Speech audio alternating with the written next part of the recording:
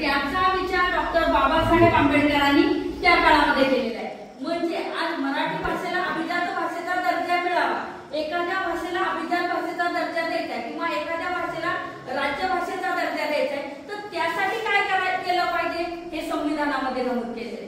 आज काश्मीरमध्ये 370 कलम लावलं गेलं, त्या कलमाचा अभ्यास त्या काळी संविधानामध्ये लिहिलेला आहे। कोणत्याही कायद्यामध्ये दुरुस्ती होत असते, संविधानामध्ये अनेक घटना दुरुस्ती झाल्या, पण जी संविधानाची मुख्य प्रास्ताविका आहे ज्यामध्ये पहिली ओळ आहे आम्ही भारताचे नागरिक, म्हणजे आम्ही सगळे भारताचे नागरिक, ही भारताचे संविधान आमच्या प्रती समर्पित करत आहोत। या प्रास्ताविकेमध्ये 1976 साली तत्कालीन पंतप्रधान इंदिरा गांधी यांनी फक्त एकदाच घटना दुरुस्ती केलेली आहे आणि त्याच्यामध्ये मगाशी भाऊ म्हटले तसं की समाजवाद आहे रे गट आणि नाही रे गट, श्रीमंत श्रीमंत होतात, गरीब गरीब राहतो, पण समाजवादाचा मुख्य हेतू की कोणत्याही संपत्तीचं केंद्रीकरण न होता विकेंद्रीकरणाद्वारे समाजाच्या शेवटच्या घटकापर्यंत ती संपत्ती असेल किंवा संसाधनं असतील, संधी असेल ती पोहोचली पाहिजे। आणि हे दोन शब्द धर्मनिरपेक्षता आणि समाजवाद हे 1976 साली प्रस्ताविकेमध्ये पहिलीच घटना दुरुस्ती झाली। त्यानंतर आतापर्यंत प्रस्ताविकेमध्ये कोणतीच दुरुस्ती झालेली नाही आणि हे दोन शब्द 1976 मध्ये त्यामध्ये निर्माण केले। पण आज जर पाहिलं तर ते दोन शब्द वगळण्यासाठी सुद्धा प्रयत्न चालू आहेत आणि त्यामुळे आपल्याला जागरूक राहायला पाहिजे। आज आपण इथं बसलेलो, आपण सगळ्या जाती धर्माचे आहोत, कारण भारताला स्वतःचा धर्म नाही, भारत धर्मनिरपेक्ष आहे आणि सर्व जाती धर्माचे भाषिक भौगोलिक वेगवेगळे प्रांत रचना आहे, ते सगळे इथे विविधतेत एकता आहे म्हणून या देशामध्ये नांदत आहे। आणि त्यामुळे डॉक्टर बाबासाहेब आंबेडकरांनी संविधान लिहित असताना कोणत्याही एका विषयी, म्हणजे ते सुद्धा ज्या जातीतील होते त्या जातीला सुद्धा फेवर केला नाही किंवा जी जात मला आवडत नाही तिच्यावर अन्यायही केला नाही। डॉक्टर बाबासाहेब आंबेडकर जे घडले त्यांनीही अनेक संकटातून संघर्ष केलेला आहे आणि त्यामुळे त्यांनी जे 3 शब्द आपल्याला दिले, शिका, संघटित व्हा आणि संघर्ष करा। हा संघर्ष आपल्याला कोणत्या संदर्भात करायचा आहे तर अन्यायाविरुद्ध करायचा आहे।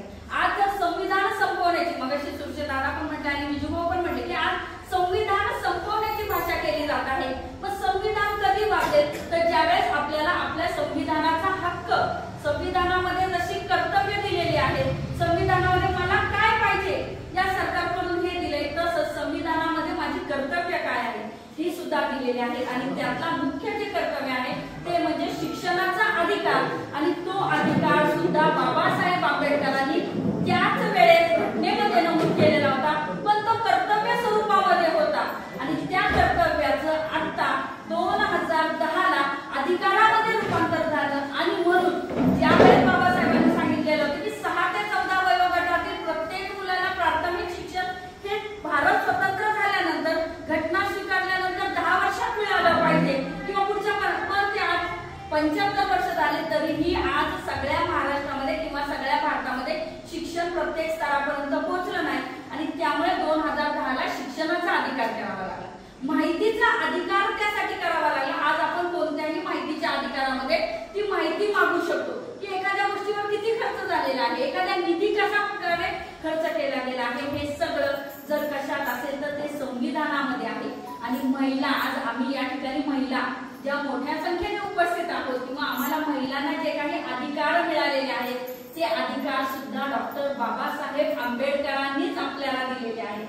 शिक्षणाचा अधिकार आणि सगळ्यात महत्त्वाचं म्हणजे मानवाला मानव म्हणून जगण्याचा अधिकार, स्वातंत्र्य, समता, बंधुता हे जे आहे आणि मुख्य म्हणजे संधीची समानता, सगळ्यांना समान संधी पाहिजे, पण संधीची समानता म्हणजे ती संधी प्रत्येकापर्यंत पोहोचली पाहिजे हे सुद्धा बाबासाहेबांनी सांगितलं। दर्जाची समानता दिलेली आहे, इतर लिंगानुसार, श्रीमंत गरिबीनुसार कोणीही लहान मोठा नाही, प्रत्येकाला दर्जाची समानता आहे आणि ही आपली प्रस्ताविका आहे, हे आपलं संविधान आहे।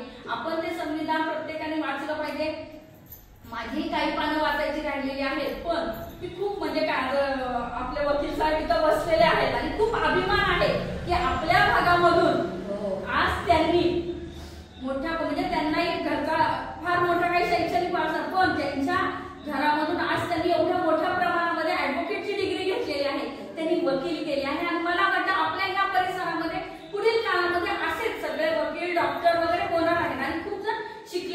आज आपण या ज्या समाज परिवर्तन संस्थेच्या गाभा या ठिकाणी जे उपस्थित आहोत, इथून आपण हाच वारसा घेऊन पुढे जाणार आहोत की शिकायचं आहे, संघटित होणं ही काळाची गरज आहे.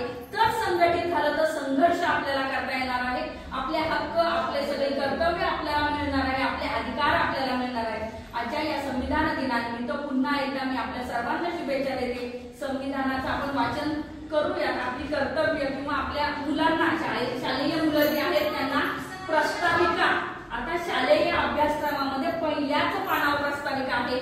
संविधान जरी वाचलं नाही तर माझी आज विनंती आहे, थोडी शिक्षिका झाली की आज मुलांकडून ऍटलीस्ट प्रस्ताविका जी आहे ती तरी आपण उघडून ती वाचून घेऊयात की नक्की ते प्रस्ताव, कारण मुलं पाहत नाहीत पहिली दुसरी पानं प्रस्ताव जी काय अभ्यासक्रमाचं ते डायरेक्ट पहिल्या धड्यापासून. पण आज त्यांना म्हणूयात, नाही त्यांना कळलं तरी त्यांना म्हणूयात ते पान उघडा आणि ती प्रस्ताविका काय आहे ती जरी वाचली तरी ती प्रस्ताविका म्हणजे संपूर्ण संविधानाचा गाभा आहे.